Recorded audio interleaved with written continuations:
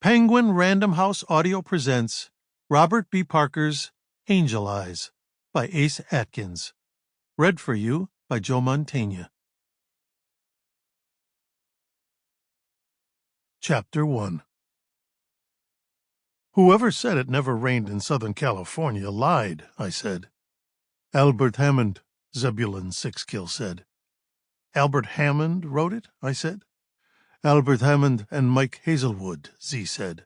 Albert Hammond sang it, 1972. I can't recall the label. I can recall record labels and ball players, I said. It's one of my many gifts. What are your other gifts? I shrugged, trying to look modest.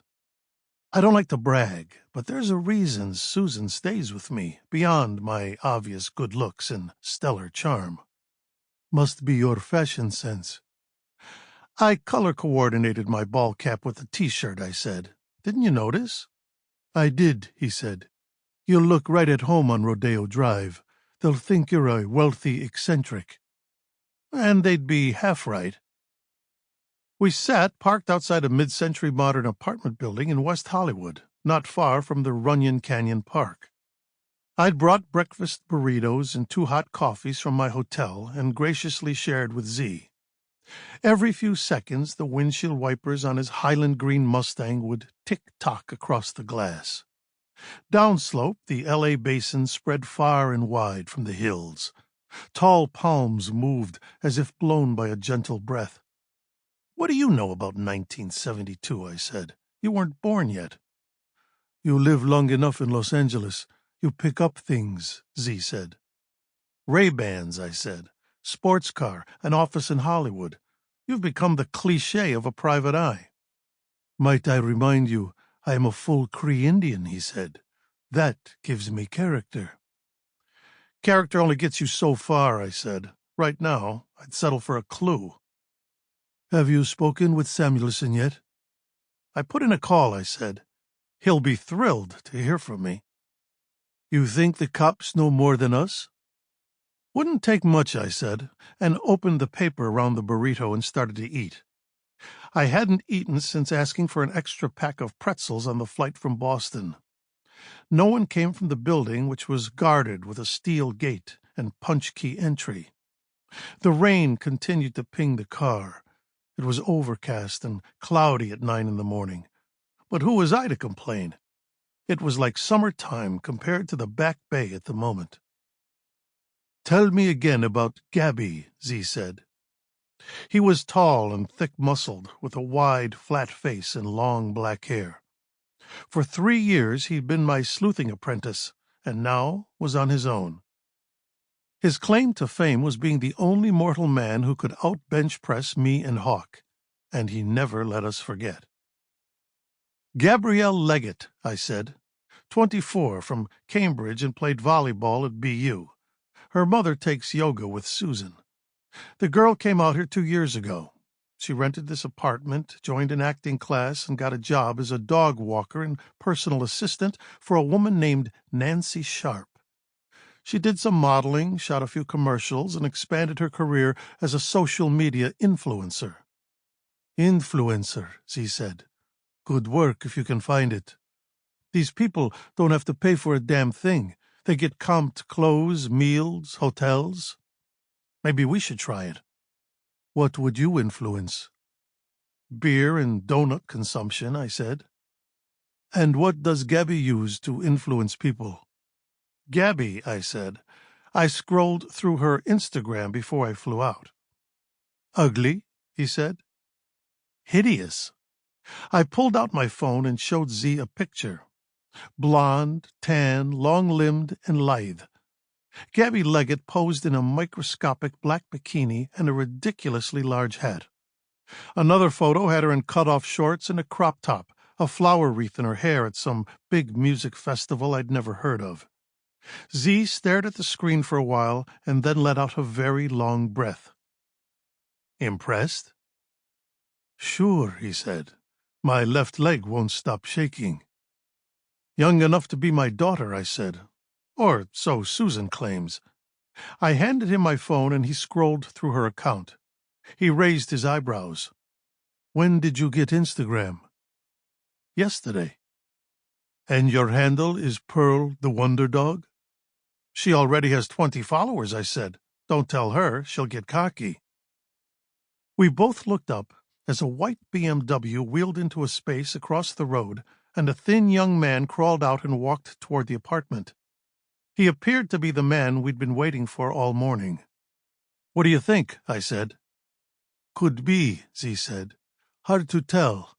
All you white people look the same. I opened the passenger door and walked toward the young guy as he punched numbers on the keypad.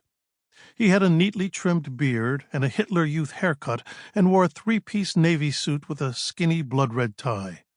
He stood a little under 6 feet in tall lace-up boots favored by Victorian-era jockeys.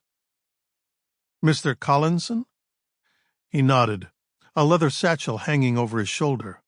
The metal door sprung open. My name's Spenser, I said. I work for the Leggett family. I know who you are, he said. Sorry I didn't return your calls. To be honest, I don't feel comfortable with this. You agreed to let us into Gabby's apartment, I said. That was before I spoke to the police, he said, trying to let the door close. I'd rather you handle your business with the family and leave me out of it. I wedged my foot in the doorframe. I wore Red Wing boots with steel toes and didn't feel a thing. Z had gotten out of the Mustang and hung back, oblivious to the rain. Indians were like that, one with nature. Hey, Collinson said. I gripped his upper arm and walked with him into the apartment building. The Leggett family greatly appreciates your cooperation. I'm sure you realize they're quite concerned. They haven't heard from her in 10 days. The boy stopped, grunting, trying unsuccessfully to shake my grip. He had the general upper body build of Mr. Salty. 12? Excuse me, I said. 12 days, he said. Gabby's been gone for 12 days. I've been looking for her since then. I've told the police all I know. I don't know what else to do. When did you see her last? Would you please let go of my arm?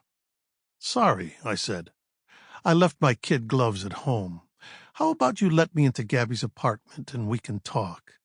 Ouch, he said. You're hurting me. I let go and Collinson looked back through a large plate-glass window. He seemed transfixed by the sight of the extra-large Native American standing next to the Mustang. Z leaned against the hood with his sizable arms folded over his chest. Collinson pointed his chin in Z's general direction. Who the hell's that? My associate, I said. What's he do? Runs the West Coast office. And you? Boston talent scout.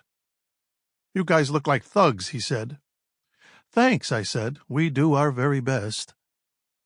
I told Gabby's mother I didn't feel comfortable with letting you in, he said. I just need to pick up some scripts and contracts. Materials confidential to the agency. You used to date, I said, and now you're her agent? That's right, he said. Is that a problem? And you kept her key? It's complicated, he said. Uh-huh, I said. Any ideas of where she might have gone? Why don't you ask her new boyfriend, he said, or her so-called friends? And who's her new boyfriend? That's her business, he said, and I have mine. No, please. Did I mention I took the red-eye from Boston last night and had to sit next to a fat guy with halitosis and sleep apnea, I said. I'm tired, need a change of clothes, and wish to get into Gabby's building. You don't stop, do you? He said. It's never suited me. Collinson sighed and shook his head. Maybe you should come work with me at the agency, he said. You seem to have the temperament. I looked over at Z and waved, following Collinson deeper into the apartment lobby. He punched up the elevator and waited with a cell phone in hand, staring down at the screen, scrolling with his thumb. There was a bulletin board by an empty reception desk with flyers for lost dogs, sofas for sale, roommates wanted, and a killer metal band seeking an intense drummer. Collinson hooked a thumb into the leather satchel strap as we waited. You mind me asking what happened with you and Gabby? He looked up and said, We weren't suited for each other. How's that? Sample complete. Ready to continue?